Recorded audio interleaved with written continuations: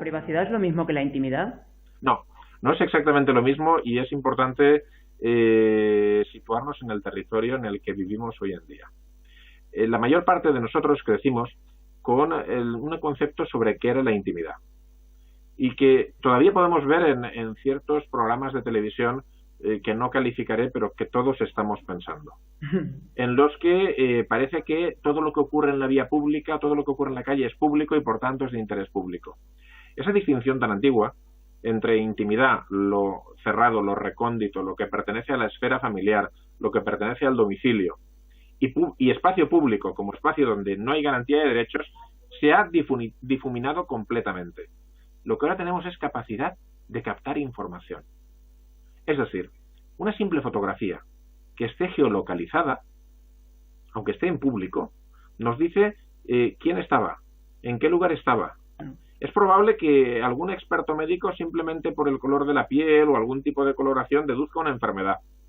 Es decir, somos bits andantes, ofrecemos información. Y de hecho, y es muy curioso, ya empiezan a haber sentencias, tanto de nuestro Tribunal Constitucional como del Tribunal Europeo de Derechos Humanos, que en ese mundo tan de prensa rosa, le han dicho a esa prensa que cuando un señor va a comprar a un supermercado o está con sus hijos paseando por la playa, por muy público que a ellos les parezca, eso es un ámbito de privacidad. ¿Por qué? Porque lo importante para la privacidad no es el contexto físico, sino la información que somos capaces de obtener y cómo afecta eso a la vida privada de las personas. Tremendo. Ha indicado que la privacidad es un derecho complejo. ¿Podría explicar alguno de los derechos asociados como la intimidad, la propia imagen, el secreto de las comunicaciones y el derecho fundamental de la protección de datos? Claro, procuraré segmentarlos. Es decir, el derecho a la intimidad sigue existiendo. Está en nuestra Constitución, en el artículo 18.1. Y ese derecho está regulado además, en el caso de los menores, tanto por la Ley Orgánica 1.82 como por la Ley Orgánica 1.96. Es un derecho constitucional, nuestro y del menor. Y ese protege efectivamente lo más íntimo. La salud, nuestra vida sexual, nuestras opciones más personales, incluso es un instrumento de garantía de libertades adicionales como la libertad ideológica. Por tanto, lo íntimo es, si dibujásemos círculos, sería el círculo más cerrado. Pero claro, esos derechos de la personalidad que tienen que ver todos con la vida privada no acaban ahí. ¿Por qué? Pues porque tenemos el derecho a la propia imagen. ¿Y en qué consiste ese derecho? Ese derecho básicamente consiste en que nosotros tenemos la potestad de decidir si alguien capta nuestra imagen y cómo utiliza esa imagen. Cierto que esto no es una verdad absoluta, que si de repente vamos a un partido de fútbol y nos hacen una foto, estábamos allí, es una noticia de interés público y seguramente cederá nuestro derecho. Pero con carácter general viene a significar algo tan sencillo como que cuando yo capto imágenes, por ejemplo, de un menor en una actividad escolar, tengo que haberme asegurado de que esa imagen la estoy captando porque es absolutamente necesario para la actividad, porque si no, debería tener el consentimiento del padre, del madre o del tutor legal, que son los que administran, por decirlo así, ese derecho. Y lo mismo ocurre con el secreto de las comunicaciones. Últimamente han habido muchas noticias en prensa que han hablado de la captura de información de un teléfono móvil en un contexto escolar. Es decir, el niño se ha comportado mal, ese comportamiento al parecer ha tenido que ver con el teléfono móvil y de repente queremos indagar ese teléfono móvil. Bueno, hay que tener un cierto cuidado. Hay una sentencia, solo una, y además de la Audiencia Nacional, ni siquiera del Tribunal Supremo, que aplicó el criterio de necesidad, diciendo que había una necesidad urgente, y exoneró de responsabilidad al profesor, que hizo una indagación en el móvil. Ese profesor buscaba un vídeo. Bien, hay un tribunal que ha opinado así. Por tanto, deberíamos pensar que es posible que haya otros tribunales que opinen de modo distinto, para empezar. Pero en segundo lugar, resulta que sí hay sentencias del Tribunal Constitucional, y a este tribunal sí que hay que hacerle mucho caso, dictadas en relación con la policía, no con cualquiera, con la Policía Nacional y con la Guardia Civil, que le han dicho a la Policía Nacional y la Guardia Civil, ojo, si usted quiere acceder al registro de llamadas realizadas, y esto nos vale para el registro de llamadas, nos vale para los SMS, nos vale para WhatsApp, nos vale para Telegram, usted necesita ineludiblemente la autorización de un juez. Y si usted quiere acceder a otros ámbitos del teléfono que no sean secreto de las comunicaciones y debe hacerlo, necesita invocar la urgencia máxima de la que hablaba antes. Por tanto, hay que tener mucho cuidado con los teléfonos móviles porque el derecho al secreto de las comunicaciones es un derecho absoluto. Protege la comunicación con independencia de su contenido. y protege los contenedores de esa comunicación. ¿Qué ocurre?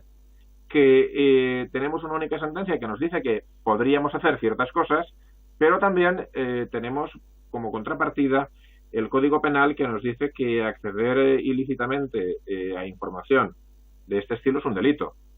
Por tanto, es muy importante que en la práctica cotidiana este tipo de conflictos tratemos de modularlos con los padres. Que los padres estén presentes, que los padres acepten verificar el contenido de un móvil, siempre va a ser algo menos arriesgado que hacerlo por nuestra cuenta. Porque, insisto, hay que garantizar el derecho al secreto de las comunicaciones. Y después está el derecho del que venimos hablando todo el rato, que es el derecho a la protección de datos. ¿Cómo funciona? Es un derecho a controlar los datos. ¿Y cómo controlo yo mis datos? Primero, porque me informan, deben informarme cuánto tratan mis datos. ¿Quién trata los datos? ¿Para qué finalidad los trata? ¿Cuál es su domicilio fiscal? Es decir, a dónde me puedo dirigir? Si tratar los datos es obligatorio o no. ¿Qué consecuencias se derivan de ese tratamiento obligatorio en su caso? Y cómo puede y dónde ejercer mis derechos de acceso, rectificación, cancelación y oposición. Y esos derechos son los que también me permiten controlar los datos. Si usted trató el dato sin mi consentimiento y no lo necesitaba, yo puedo ponerme a que trate el dato. Yo puedo cancelar un dato. Yo puedo rectificarlo. Por tanto, yo siempre tengo que tener la capacidad de poder decidir qué se hace con los datos. Teniendo en cuenta que quien me escucha ejerce una función docente, tampoco debe tomarse esto de modo absoluto. Es decir, van a haber datos que aunque el titular de los datos ejerza sus derechos, le tengamos que decir que no. Por ejemplo, quiero que usted borre del expediente esta mala nota de mi hijo. No mire usted. Usted puede ejercer ese derecho de cancelación, pero si es un dato que yo debo certificar, le voy a decir que no. Le voy a denegar ese derecho porque prevalece el derecho a reflejar con fidelidad cuál es el estado del expediente académico de esa persona. Seguro que surgen muchas dudas de todo esto porque la verdad es que es un mundo muy complejo y que la gente no conoce, claro, porque el mundo del derecho siempre da como mucho respeto y mucho miedo. Sí, pues si me permites que te acote una cuestión que es muy importante en esto, para este MOOC y para este proceso de formación, creo que es importante en los aspectos legales adquirir una cierta cultura, pero no hay que victimizarse.